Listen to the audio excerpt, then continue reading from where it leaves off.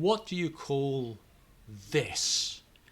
Now, it may look like just a harmless vegetable to you, but did you know that its pronunciation, or should I say pronunciations, tell us a lot about the history of English and why English spelling is so erratic?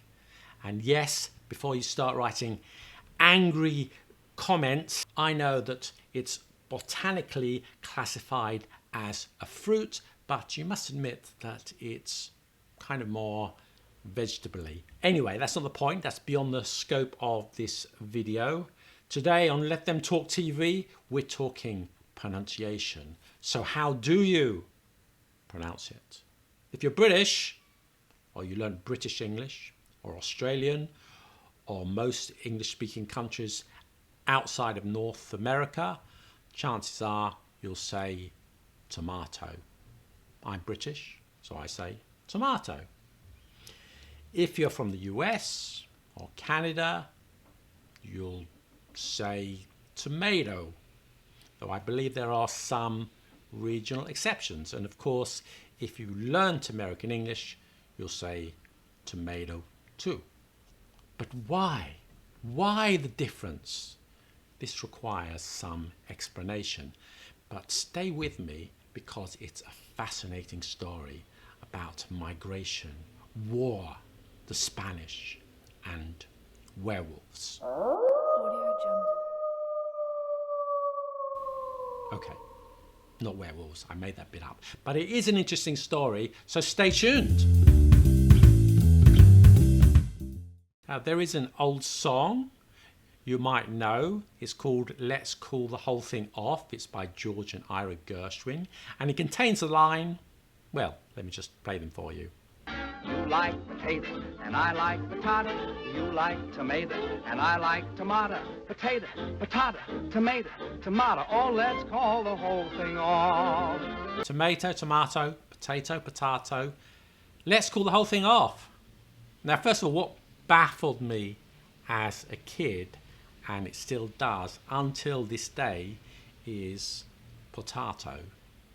Nobody says potato. Everyone in the English-speaking world says potato. However, if you know differently, let us know in the comments. The song itself highlights the differences between British and American pronunciation, tomato and other words, though not potato, although it could also have been a satirical look at pronunciation differences between upper and working class Americans. In fact, from this song, the phrase tomato, tomato has entered the English language as an idiom to talk about arguing over trivial differences.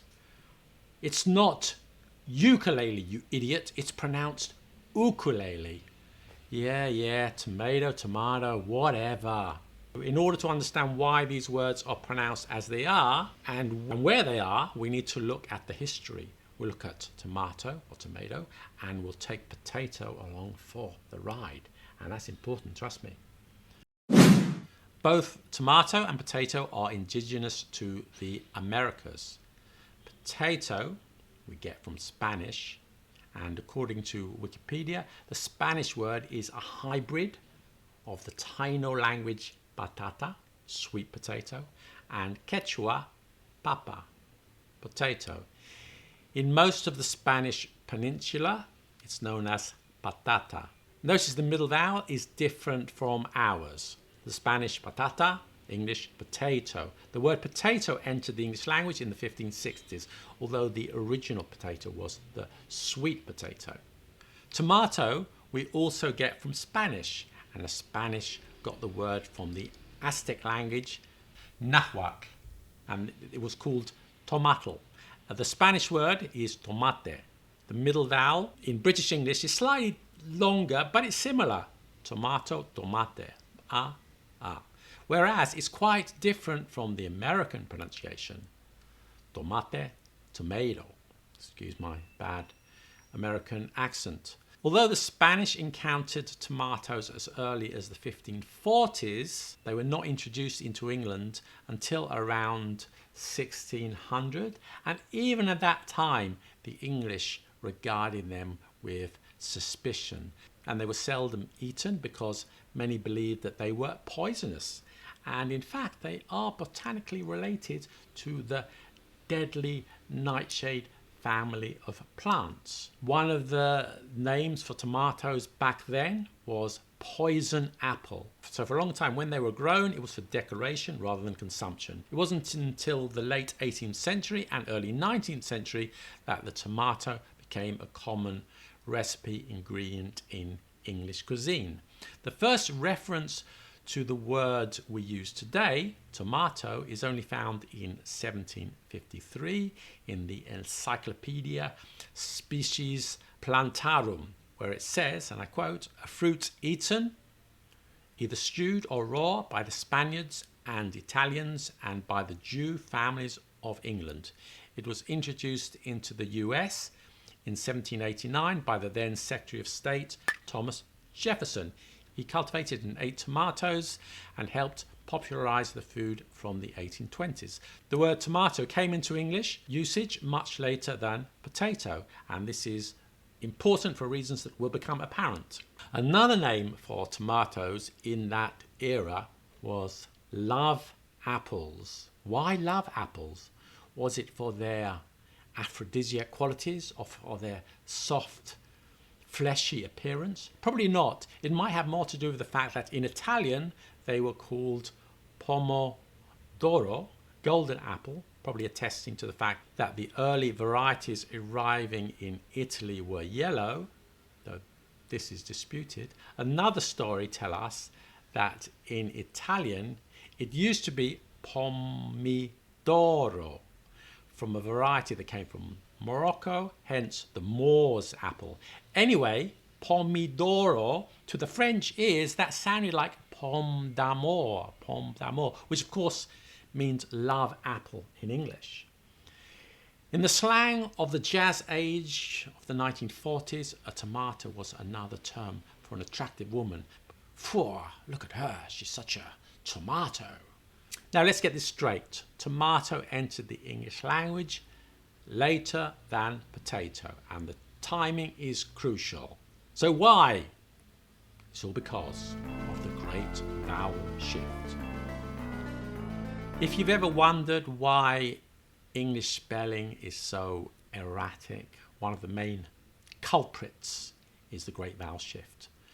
The GVS, as it is known, is exactly what it sounds. In that period, roughly between 1400 and 1700, though the exact dates are disputed, is when English vowels changed dramatically. I might make a video about the Great Vowel Shift at a later date. If you wish to see that, then let me know in the comments. However, today I'll just give you a few examples. Before the Great Vowel Shift, house, mouse and spouse would have been pronounced hoose, moose and spoose. Before Chaucer's time, there was no O in these words. Hoose was just H-U-S, and E was added at the end much later. But why the O? This has to do with French. Scribes noticed that the U sound in French is written OU. Think of vous and nous and do. So the scribes changed English spelling so that the OU sound was spelt the same as in French. The spelling in English mostly got fixed before the Great Vowel Shift. William Caxton brought the printing press to England in the 1470s, and the first book he printed was Geoffrey Chaucer's Canterbury Tales.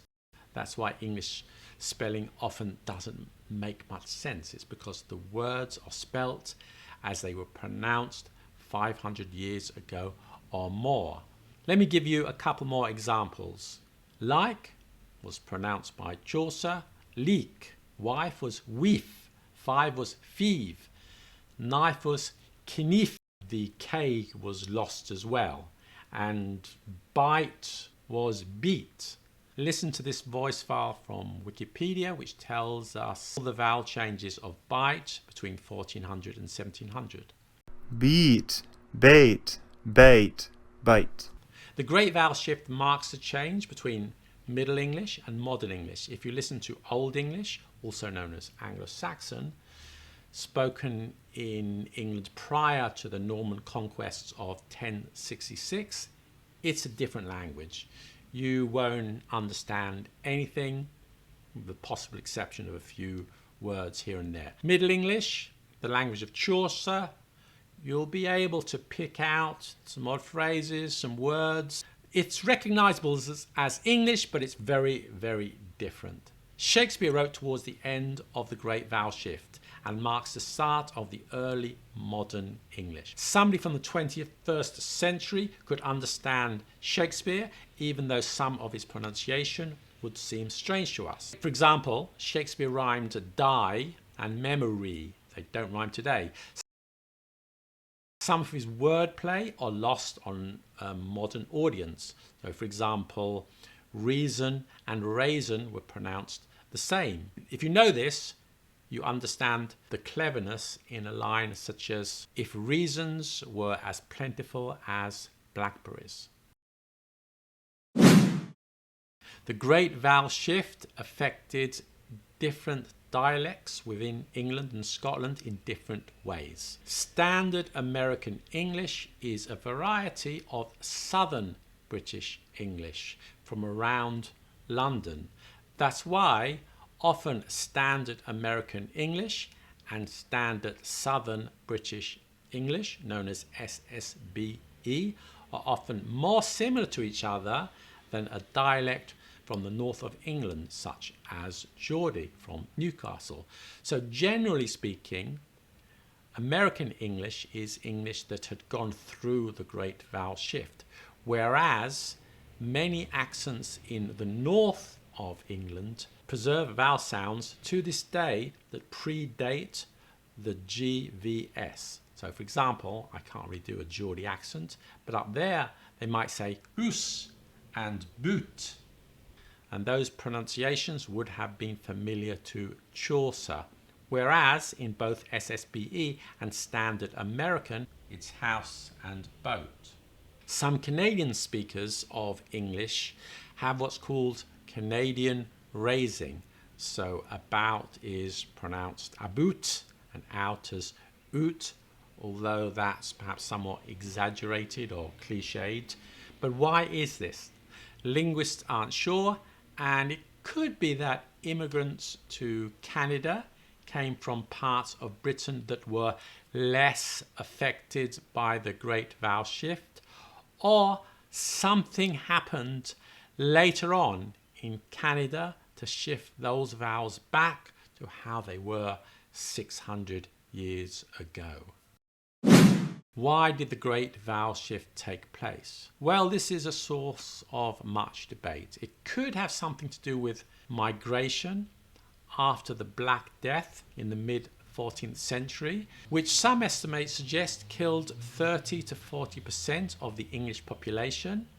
And this led to large-scale migration from the Midlands to London and the South East by people in search of work. The different accents mingled, causing vowels to change. Remember that the language of the aristocracy in England from 1066 to approximately the time of Chaucer was a variety of French called Anglo-Norman, and inevitably many French words entered the English vernacular at this time, and this could have influenced the way people spoke. On the other hand, for much of the early period of the GVS, England was at war with France. This was the time of the 100 Years' War, and many speakers may have consciously changed their vowels and pronunciation in order to distinguish themselves from the French, to sound less like the enemy. So if you've ever wondered why English spelling doesn't make sense, why swear, great and meat have different vowels, or good and boot and blood, it's all to do with the fact that the spelling was set before the Great Vowel Shift. Vowels are altered in different ways or not at all during the GVS. That's why English spelling is so irregular. Let's return to our tomato potato story. The vowel got changed to an A vowel in Middle English. Marken became make. Taken became take. And if you remember, potato comes from Spanish patata. It also had the vowel in the middle. So before the Great Vowel Shift, it would have been pronounced like that, potato. After the Great Vowel Shift, it gets changed to potato. And what about tomato? Well, tomato came into English from Spanish in 1753. That's too late for the Great Vowel Shift, so it was fixed as tomato. However, there was a kind of mini vowel shift in the 18th century in and around London. Remember that vowels are always changing to a lesser or greater degree, and this changed some vowels and some words and imitated earlier phonetic changes. Tomato got changed to tomato. However, the changes were not absolute, and for a time tomato and tomato existed side by side in Britain, and the same was true amongst English settlers in the United States. Both tomato and tomato were heard. In the end, for reasons that are unclear, tomato won out in Britain and tomato won out in the US. And some of you may ask, hey, what about tobacco? The origin of the word is probably from the Taino language that was spoken in the Caribbean. Once again, English gets it from Spanish, tabaco. We say tobacco, that middle vowel hasn't changed, or not too much. Tabaco, tobacco. So it's still similar to the Spanish. We didn't shift it to tobacco, like potato, and this could be due to the fact that the popularization of tobacco, and hence the word, came too late for the Great Vowel Shift. We have a precise date, in fact, as to when tobacco arrived in England, and that was the 27th of July 1586, when it is said that Sir Walter Raleigh brought it to England from Virginia.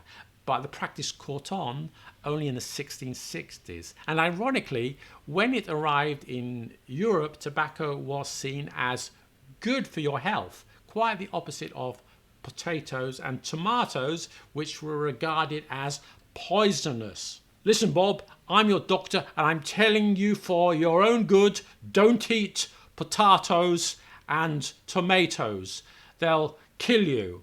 Here, smoke this. It's 100% natural organic substance. It's good for you. It's called tobacco. Thanks, doctor. So returning to the song, you say potato and I say potato. Yes, that line would have been accurate 500 years ago, but everyone says potato. Tomato, tomato, now you have the answer. So go out and enjoy your tomatoes and potatoes, maybe less of the tobacco, and let me know if you want me to make more of these kind of videos on the history of the English language. Stay mellow. See you next time. Bye.